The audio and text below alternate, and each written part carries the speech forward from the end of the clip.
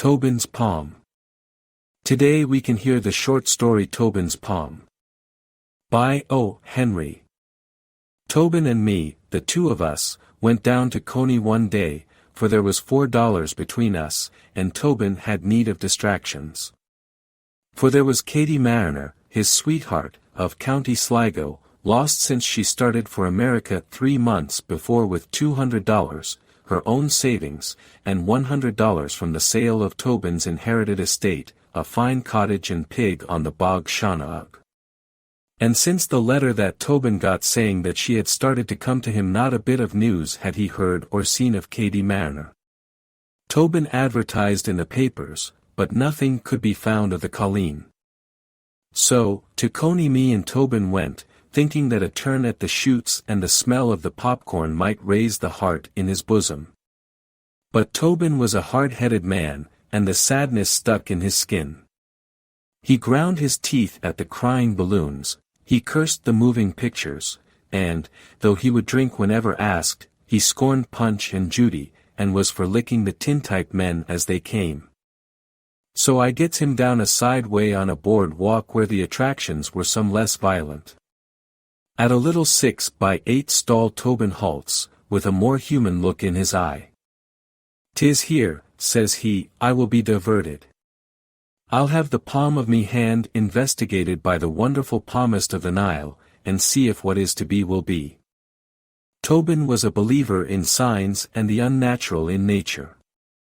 He possessed illegal convictions in his mind along the subjects of black cats, lucky numbers, and the weather predictions in the papers. We went into the enchanted chicken coop, which was fixed mysterious with red cloth and pictures of hands with lines crossing them like a railroad center. The sign over the door says it is Madame Zozo the Egyptian palmist.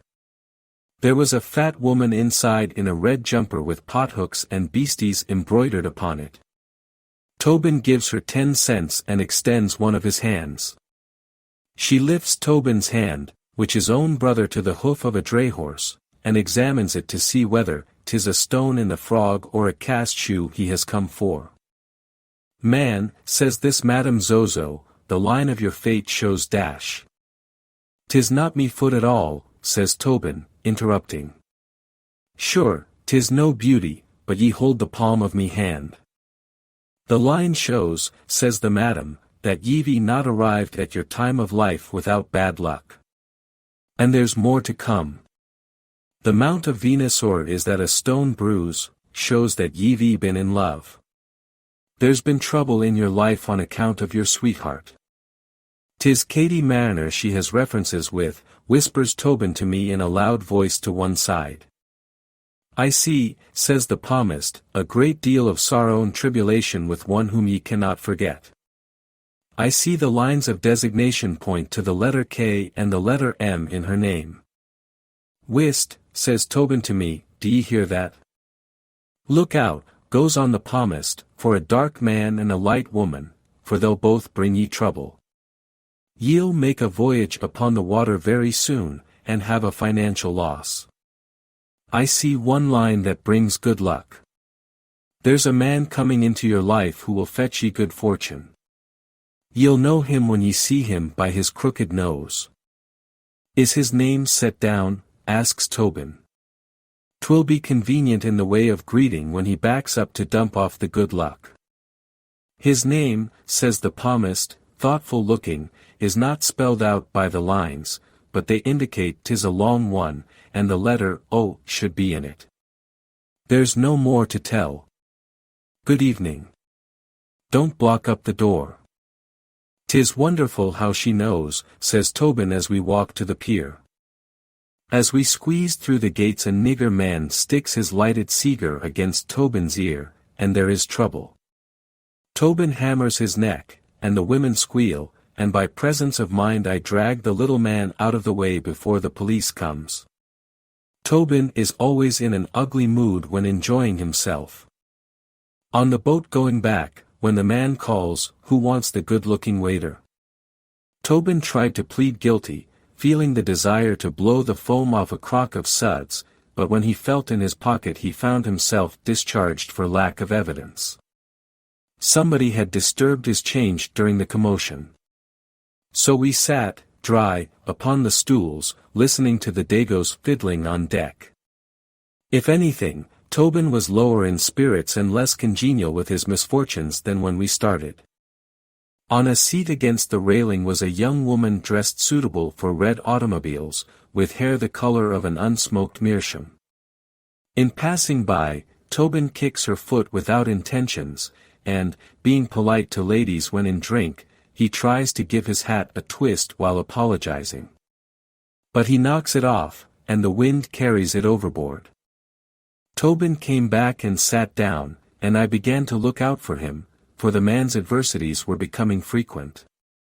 He was apt, when pushed so close by hard luck, to kick the best-dressed man he could see, and try to take command of the boat. Presently Tobin grabs my arm and says, excited, "John," says he, "do ye know what we're doing? We're taking a voyage upon the water." "There now," says I, "subdue yeself. The boat'll land in 10 minutes more."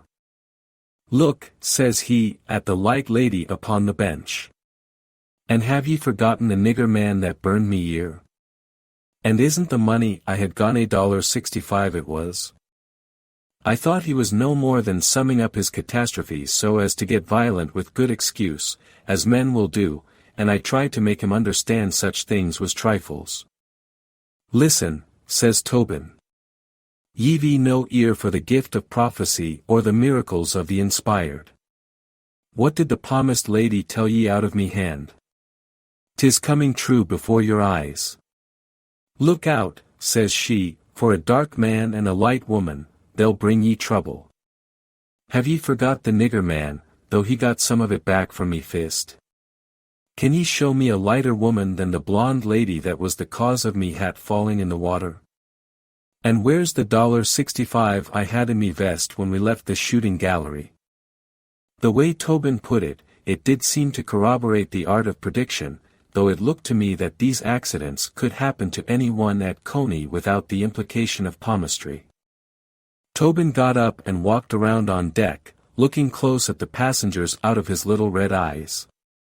I asked him the interpretation of his movements. Ye never know what Tobin has in his mind until he begins to carry it out. "Ye should know," says he, "I'm working out the salvation promised by the lines in me palm. I'm looking for the crooked-nosed man that's to bring the good luck. 'Tis all that will save us. John, did ye ever see a straighter-nosed gang of hellions in the days of your life?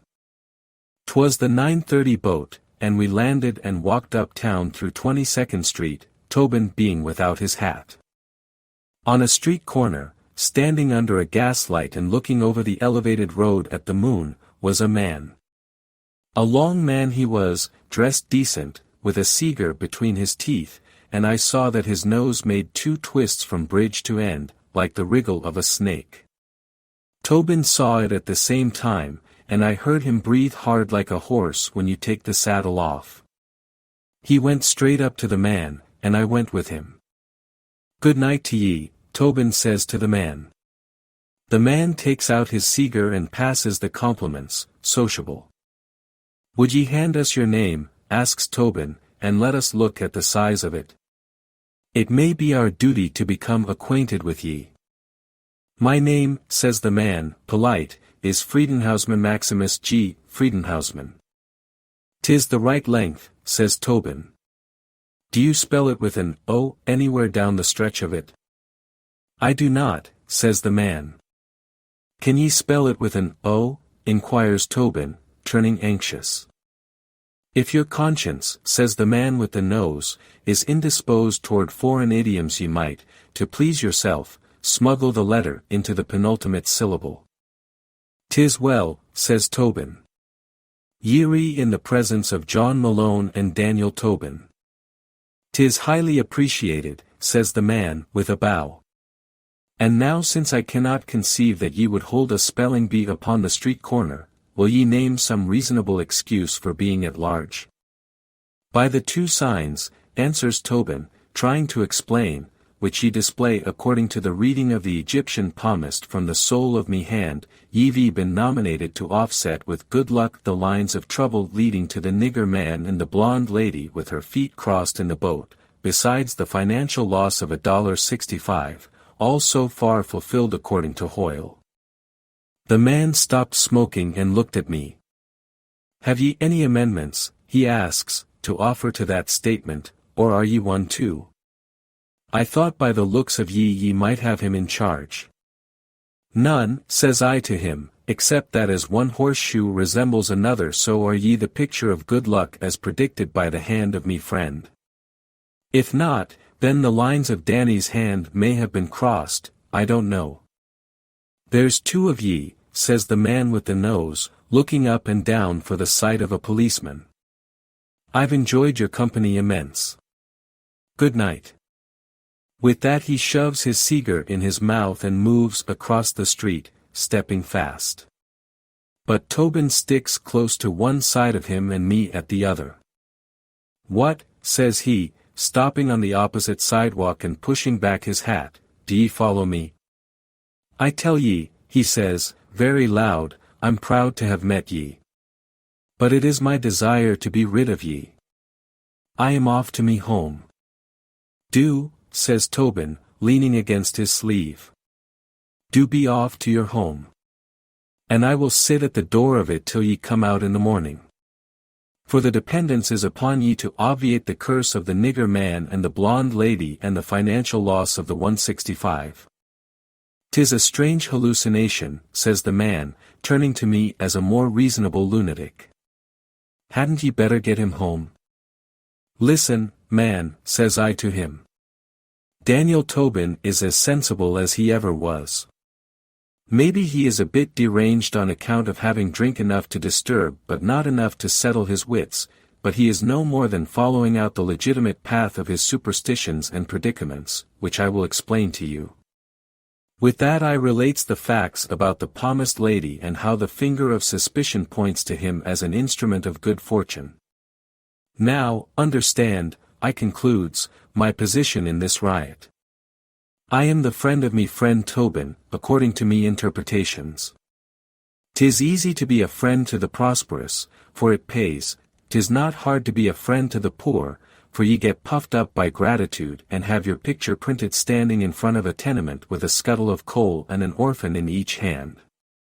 But it strains the art of friendship to be true friend to a born fool.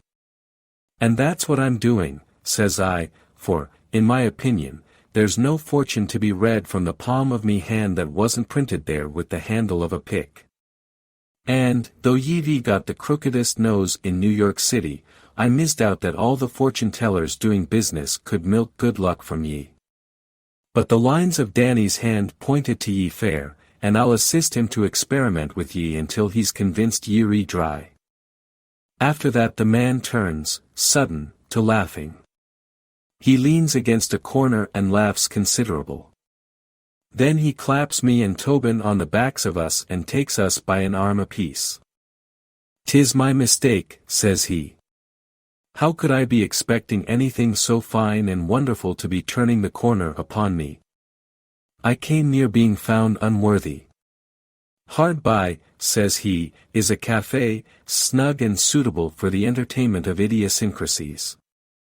Let us go there and have drink while we discuss the unavailability of the categorical."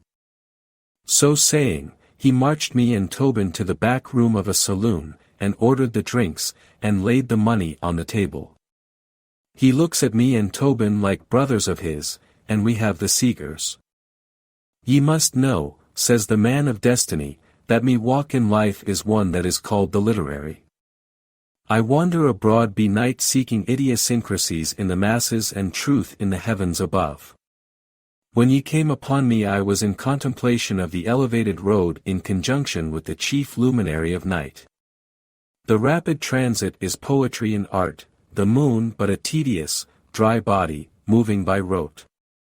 But these are private opinions, for, in the business of literature, the conditions are reversed.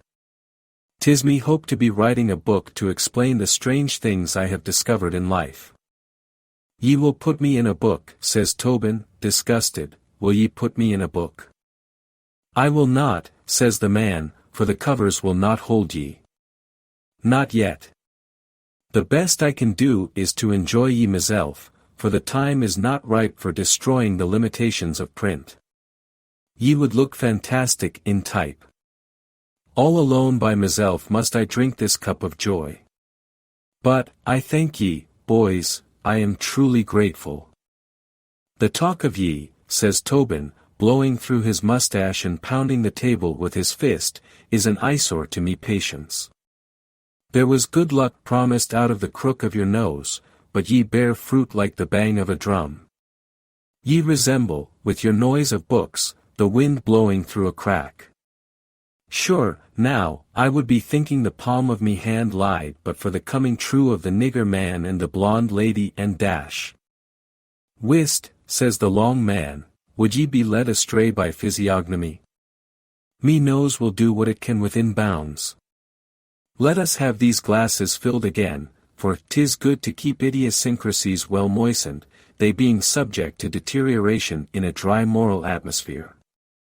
So, the man of literature makes good, to my notion, for he pays, cheerful, for everything, the capital of me and Tobin being exhausted by prediction. But Tobin is sore, and drinks quiet, with the red showing in his eye. By and by we moved out, for 'twas 11 o'clock, and stands a bit upon the sidewalk. And then the man says he must be going home, and invites me and Tobin to walk that way. We arrives on a side street 2 blocks away where there is a stretch of brick houses with high stoops and iron fences. The man stops at one of them and looks up at the top windows which he finds dark. "'Tis me humble dwelling," says he, and I begin to perceive by the signs that me wife has retired to slumber. Therefore I will venture a bit in the way of hospitality. "'Tis me wish that ye enter the basement room, where we dine, and partake of a reasonable refreshment. There will be some fine cold fowl and cheese and a bottle or 2 of ale. Ye will be welcome to enter and eat, for I am indebted to ye for diversions." The appetite and conscience of me and Tobin was congenial to the proposition, though 'twas sticking hard in Danny's superstitions to think that a few drinks and a cold lunch should represent the good fortune promised by the palm of his hand. "Step down the steps," says the man with the crooked nose, "and I will enter by the door above and let ye in. I will ask the new girl we have in the kitchen," says he, "to make ye a pot of coffee to drink before ye go. 'Tis fine coffee Katie Mariner makes for a green girl just landed 3 months. Step in," says the man, "and I'll send her down to ye."